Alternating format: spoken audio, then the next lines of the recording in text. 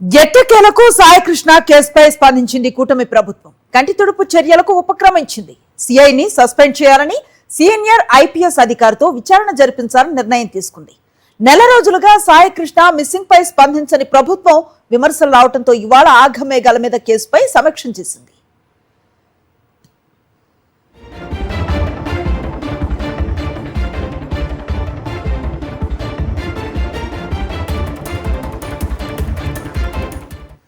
దీనిపై మరిన్ని వివరాలు మా ప్రతినిధి సతీష్ అందిస్తారు. సతీష్, చూస్తూ ఉన్న నెల రోజులుగా వాళ్ళు అవస్థ పడుతున్నా ఎటువంటి స్పందన లేని ప్రభుత్వం ఈరోజు ఆఘమేఘాల మీద ఒక నిర్ణయం తీసుకోవటం, సిఐని సస్పెండ్ చేయటం, ఇది కంటి తుడుపు చర్యగా చూడాలా, లేదంటే దీని మీద ఏదైనా పురోగతి ఉంటుంది ఈ కేసుకు సంబంధించి అని ఆశించవచ్చా?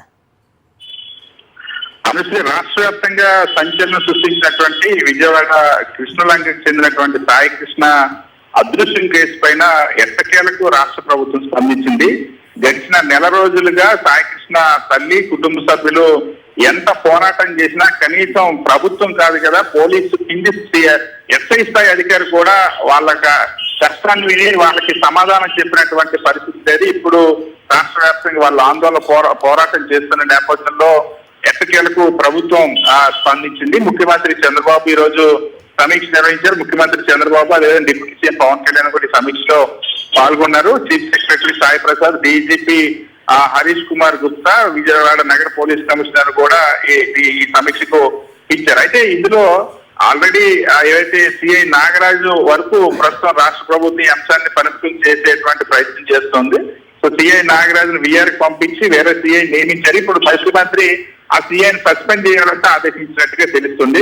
అసలు ఇంతవరకు ఎందుకు పోలీసు అధికారులు చర్యలు తీసుకోలేదో, ఎందుకు ఈ కేసు నిర్లక్ష్యం చేశారో, అసలు ప్రభుత్వం నుండి సాయికృష్ణ కుటుంబం అడుగుతున్నటువంటి సమాధానం సాయికృష్ణ బతికున్నాడా లేదా, బతికుంటే అతన్ని అప్పగించండి, ఒకవేళ మీరు చంపేస్తే అతని శరీరాన్ని అతను ఆ బూడిదాన్ని అప్పగించండి, మీరు కనీసం దహన సంస్కరణ చేసేటువంటి అవకాశం కూడా మీరు ఇవ్వలేదు. ఏ కేసు అరెస్ట్ చేశారు, ఎందుకు అరెస్ట్ చేశారు, ఎందుకు చంపేశారు, వీటన్నిటికీ సమాధానాలు అడుగుతారు. వాటికి మాత్రం ప్రభుత్వం నుండి ఇప్పటివరకు ఇంకా సమాధానం రాలేదు.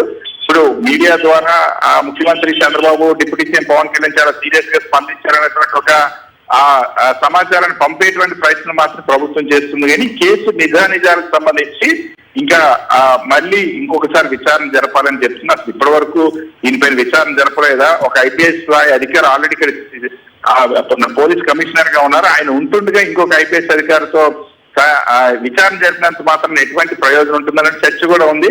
సో ఇది కంటి చూపు చర్య కాకుండా కోర్టుకి సమాధానం చెప్పాలి కాబట్టి విచారణ కమిషన్ వేస్తా ఉన్నారా, లేకపోతే తాత్సారం చేయడానికి వేస్తున్న ఒక అనుమానం ఉంది. దీనికి విధి విధానాలు ఇంకా రావాల్సిన అవసరం ఉంది. ఒక నిర్దిష్టమైనటువంటి కాల పరిమితిలో దీనిపైన ఆ కమిటీ నివేదిక ఇస్తుందా లేదా అన్నది కూడా చూడాలి.